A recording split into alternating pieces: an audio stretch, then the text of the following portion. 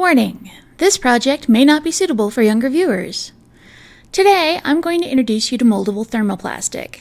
This brand is Instamorph, but there's several out there. You can shape this with heat, and as you can see, it comes in small pellets. It's reusable, which is why there's a blob of it stuck in there too.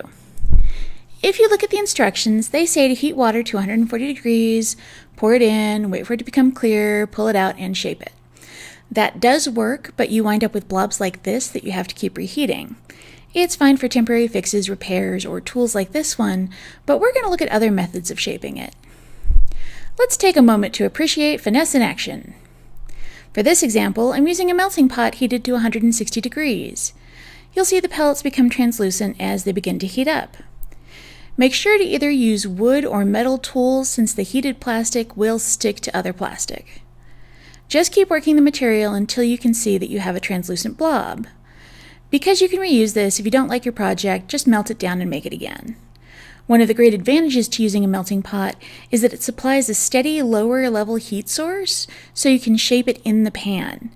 You can also use an electric skillet for this, just make sure you don't use it again later for food. Now that we have our blob, let me show you another advantage. If you use a piece of parchment paper, you can get a nice flat surface either by pressing down or leaving it to sit in the pot for a bit. While the plastic sticks slightly to the wood, it doesn't stick to the parchment at all. Now I'm going to start shaping it. The plastic is about 140 degrees right now, so it's pretty manageable with your bare hands. I'm pushing it into a tube, then pulling and twisting the plastic as I go. I'm making this into an icicle decoration, and if I wanted to, I could stop here and poke a hole in the top to make it more realistic. However, I'm going to slim it down a bit to show you an alternative. I'm lightly rolling this to thin it out and lengthen it, kind of like the decorations you buy at the specialty stores. I'm not pressing too hard because I don't want to lose any of the detail. Then you can take a pair of scissors and cut the plastic here at the top.